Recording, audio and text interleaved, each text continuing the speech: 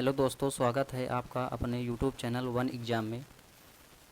हम आपके लिए लाए हैं कुछ प्रतिशत के क्वेश्चन। आइए इसे सॉल्व करते हैं। पहला क्वेश्चन है, एक दिन का कितना प्रतिशत 4 घंटे व 30 मिनट होता है। करिए आप लोग।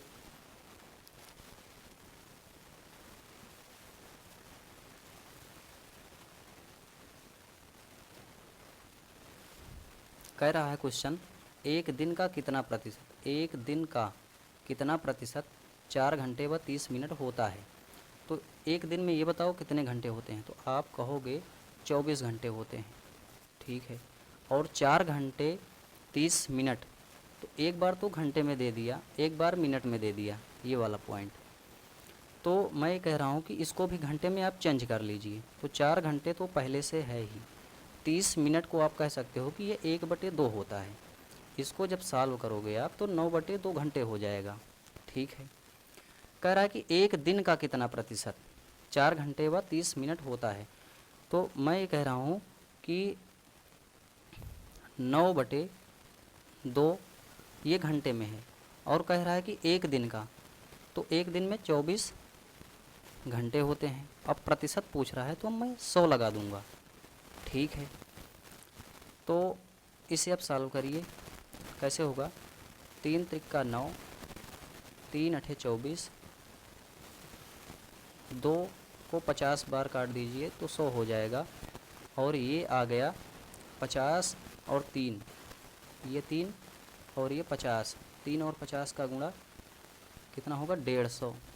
150 बटे में कितना हो जाएगा, 8।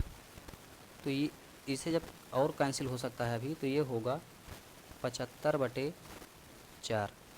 तो आप जानते ही हो कि 4 18 में 72 होता है, दशमलव 3 बचेगा, 4 सते 28, 4 पंचे 20, तो 18.75%, जिसे आप कह भी सकते हो 18.34, 18 सही 3/4%। अर्थात पहला आंसर जो मेरा है वो बिल्कुल सही है। अब आते हैं दूसरे क्वेश्चन की ओर। दूसरा क्वेश्चन आपका आ गया स्क्रीन पर, इसे सॉल्व करिए।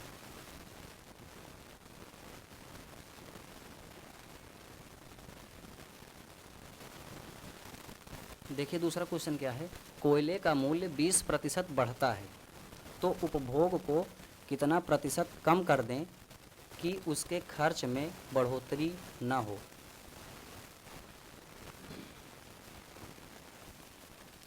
करिए दूसरा क्वेश्चन आप लोग। कोयले का मूल्य 20% बढ़ता है तो उपभोग को कितने प्रतिशत कम कर दें कि उसके खर्च में बढ़ोतरी ना हो। देखिए कैसे इस क्वेश्चन को सॉल्व किया जाता है। कह रहा है कि कोयले का मूल्य 20% बढ़ता है, तो कोयले का जो मूल्य है वो 20% बढ़ता है। ये देखो मूल्य जो है वो 20% बढ़ जाता है। तो कह रहा है कि उपभोग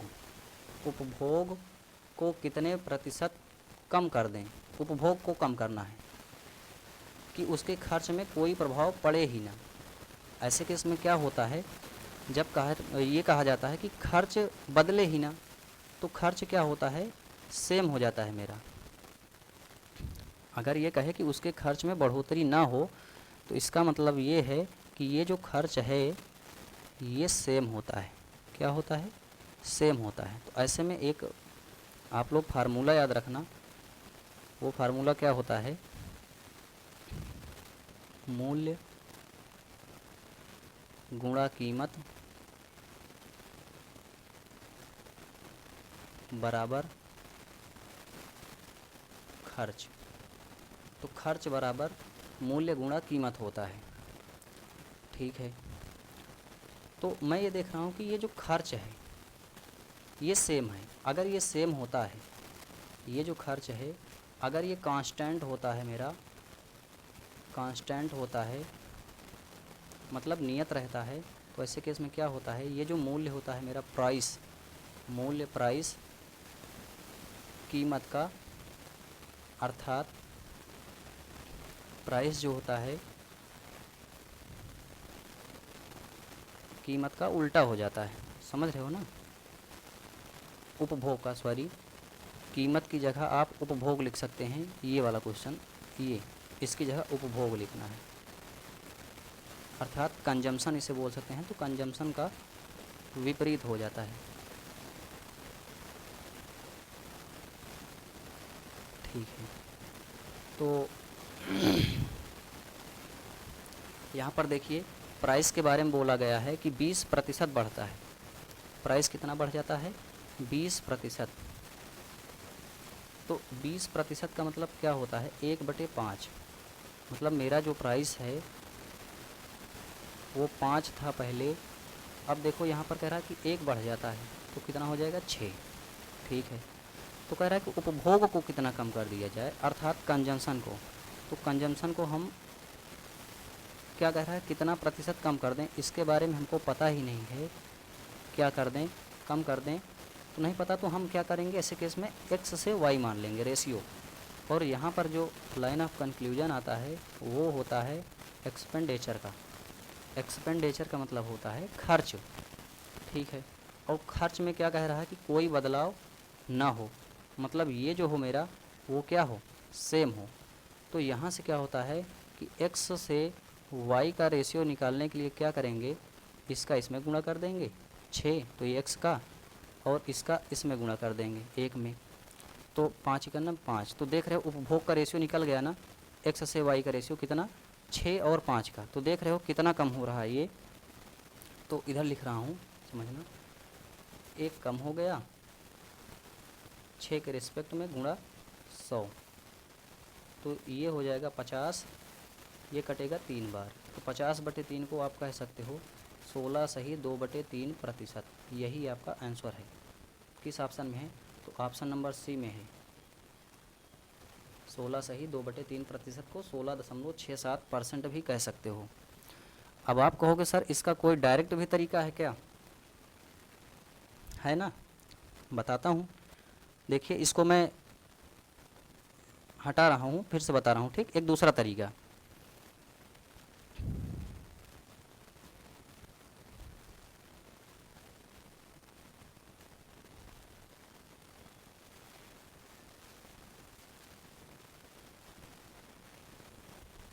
एक मिनट,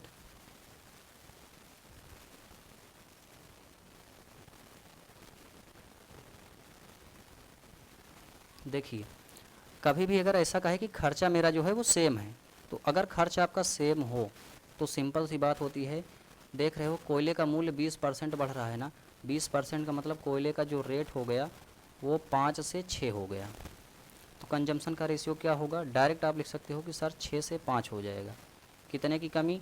6 से 5 हो गया, मतलब 1 की कमी 6 के रिस्पेक्ट में गुणा 100।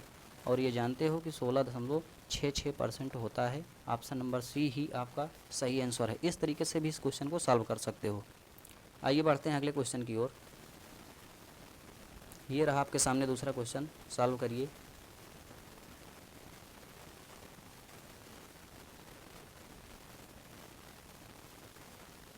करिएगा सॉल्व। क्वेश्चन दिया है, एक टेस्ट में सफल होने के लिए किसी को 38% अंक प्राप्त करना जरूरी है, तो 45 अंक में उत्तीर्णांक होगा। ये बताना है कितने प्रतिशत का होगा।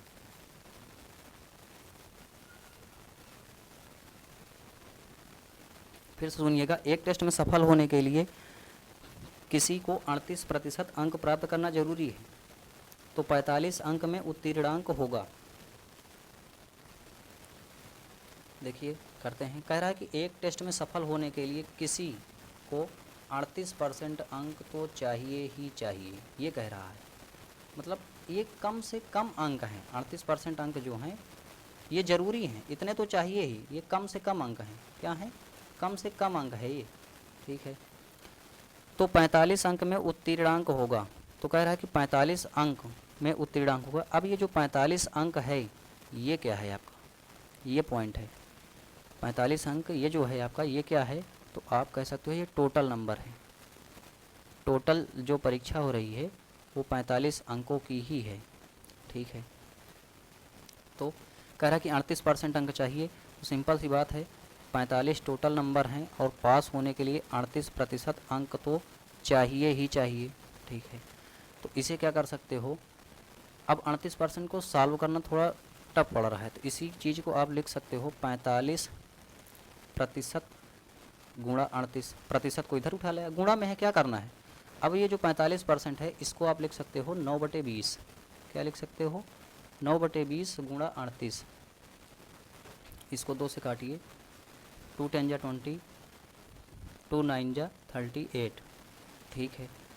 देख रहे हो 19 और 9 का गुणा करोगे तो ये होगा 171,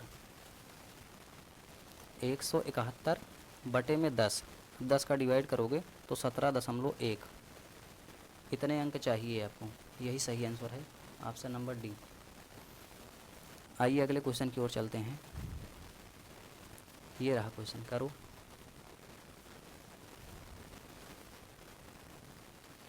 देखिए अगला क्वेश्चन क्या है। एक कार्यालय में 40% महिला कर्मचारी हैं, उनमें से 40% महिलाओं और 60% पुरुषों ने मेरे पक्ष में मतदान किया, तदनुसार मेरे मतों का प्रतिशत कितना रहा। टोटल बताना है कि मेरे मतों का जो प्रतिशत है वो कितना रहा।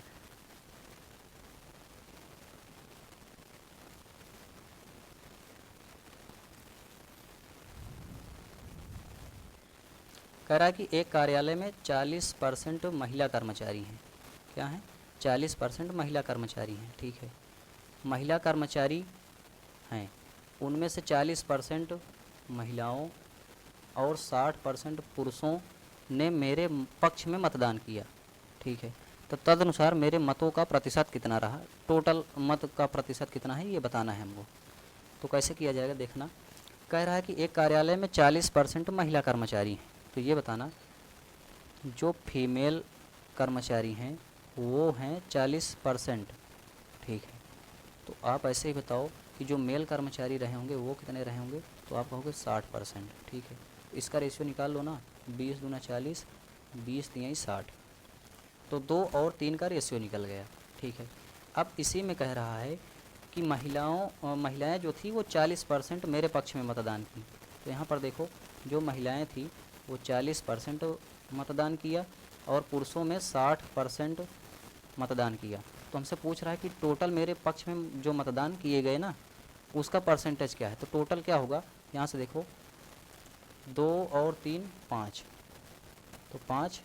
अब कितना परसेंटेज है हमको पता ही नहीं है। इस मेथड को जानते हो क्या कहते हैं, वेटेज एवरेज। आप वेटेज लगा सकते हो, देखो ना 2 और 3 को जोड़ा, इस 2 और 3 को जोड़ दिया तो कितना हो गया 5। तो बस ऐसे ही।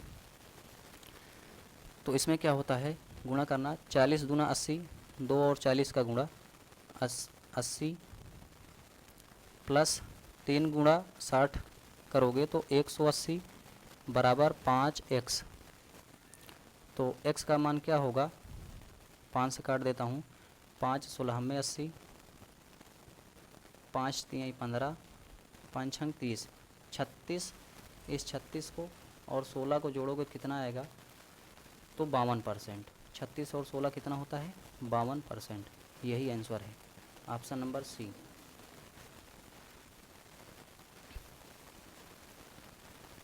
अगले क्वेश्चन की ओर चलते हैं। अगला क्वेश्चन है, एक छोटे से साबुन कारोबार में विपणन पर 10% कर्मचारियों के वेतन पर 65% और कच्चे माल पर 25% खर्च होते हैं। यदि व्यापारी कुल वेतन 65,000 रुपये देता है तो उसका विपणन पर खर्च कितना है। विपणन पर खर्च कितना है ये बताना है।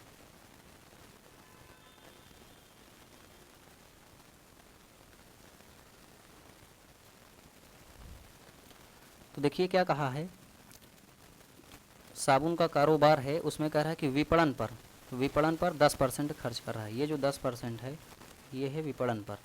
कर्मचारियों के वेतन पर कितना है 65% और कच्चे माल पर कितना है 25%, इतना खर्च हो रहा है।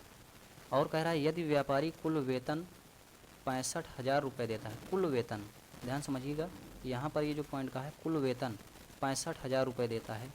तो यहाँ पर देखिए कर्मचारियों का कुल वेतन कितना है, यहाँ पर 65% है, तो 65% के बराबर क्या हो जाएगा 65,000, तो हमसे पूछा है उसका विपणन पर खर्च कितना है, विपणन पर। तो यहाँ देखिए विपणन पर कितना है 10%, ये विपणन पर 10% है। तो 10% का मान निकालना है हमको। इसको 65 से 65 कैंसिल कर देंगे तो 1% का मान आएगा 1000। 10% का मान निकालना है तो ये हो जाएगा 10,000। यही सही आंसर है, ऑप्शन नंबर ए। अगला क्वेश्चन,